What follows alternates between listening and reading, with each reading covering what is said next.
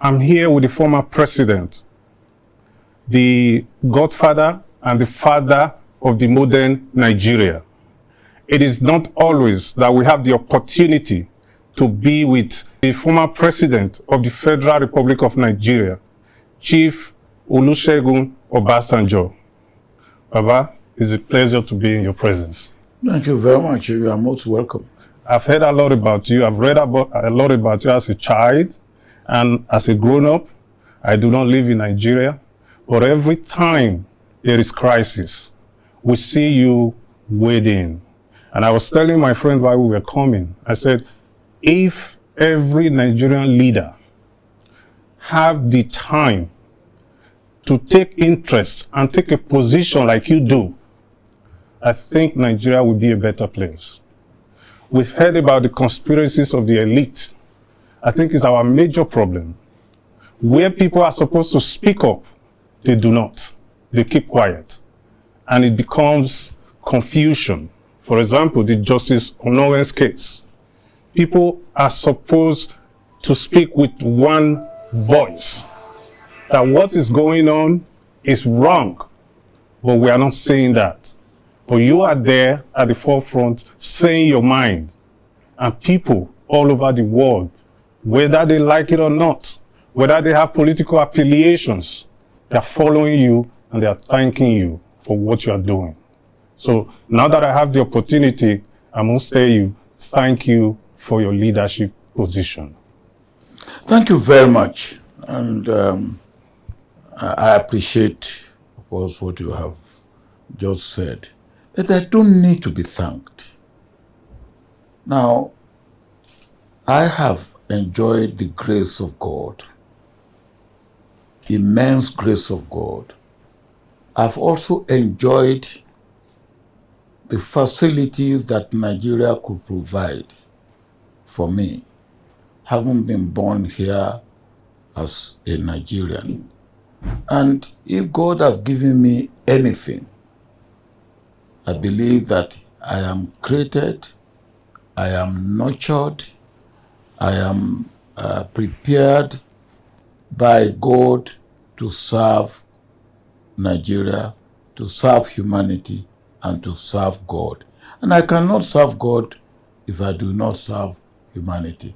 So whatever I am doing or whatever I have done, I believe it is by the grace of God, and I thank God for it. But I thank you for your remark. Yeah, before any other thing, we, like you said, you are not a member of PDP, but we are doing the 16 years of PDP, and that has to do with governance. And when we started researching, what we found out that there was a leader who was the president of the Federal Republic of Nigeria just when Nigeria was at the verge of civil war. The responsibility was on him to unify the country, to build that bridges that has been destroyed. And that mantle of leadership fell on you. And you started by building that leadership, international relations, paying off foreign debts, pension scheme, minimum wage, EFCC, and everything. They were institutions that you created or policies that you developed to empower the ordinary Nigerians.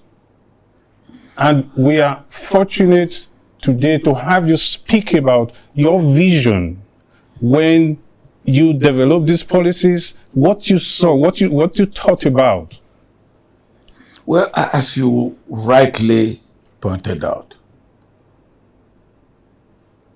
I was in prison from 1995 to 1998. And I was in prison. I was sentenced for 30 years. I could have languished there and died there, but the man who even sentenced me to prison, who put me in jail, said to a number of people that 3 of us will not come out of jail or imprisonment alive. Myself, MK Abiola, and Shehu Yaradua. Unfortunately, 2 of them did not come out alive. that I came out alive again is the grace of God. Not because of my goodness, not because of my good work, not because of my smartness. It is the grace of God. And if God has been so gracious and so kind to me, it is incumbent on me to make sure that I pay back. Throughout my life, I should continue to pay back for what God has done for me. Now, let me come up.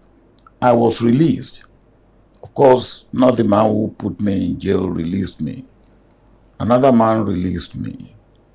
And as soon as I was released, I found that whatever I left, my business, my farm, even the NGO, Africa Leadership Forum, that I established, they have to run to Ghana because that was as bad as things were. And then the situation in the country was very, very bad. There was in the South militants and Ibesu, all they are crying for is break it up. Masop in the southeast, OPC in the south west, and even in the north, some people got one together they call Arewa People's Congress, APC. And that was the not confusion, but really fractionalization of the country, breaking up. And I remember when I was about to contest, a few people came to me and said I would be the most stupid man on earth to contest to be president of Nigeria at that point in time, and that I would be the last president of Nigeria because after me, there will be no Nigeria again. And what do you say to a situation like that? I am an incurable optimist about Nigeria, and I believe that right in my marrow, that we all, Nigerians, we are better off being one country than being 2, 3, or 4 countries. And I remember a colleague of mine in the military who come from one of the very small tribe used to say, you people from major tribe, black tribes, are inconsiderate, you are selfish, you are self-centered, and you don't think of the rest of us. He will say to me, our own tribe is not more than a battalion. And if you Yorubas can form a nation, if the Igbos can form a nation, if the Hausa Fulanis can form a nation, what do you want my own tribe to do or to be? And he's right. Now, if those 3 major or 4 or 5 major tribes can form a nation by themselves, what will happen to hundreds of other tribes? Now, we have to think of them. And the more we are together, the more confident they have that they will be, they are better off as part of a larger nation. So we went in, and we went in at the brink of Nigeria disintegrating. People have forgotten that we came in at the point when Nigeria was really breaking up at the seams. We had that, and I said all that I can give is myself and the leadership that I can offer. As it worked out, in fact, people have also forgotten that my own tribe, which by every number count is the second largest tribe in Nigeria, the Yorubas, didn't vote for me. They said they wouldn't vote for me. And that again must be one of the things that I have to consider. I have to consider.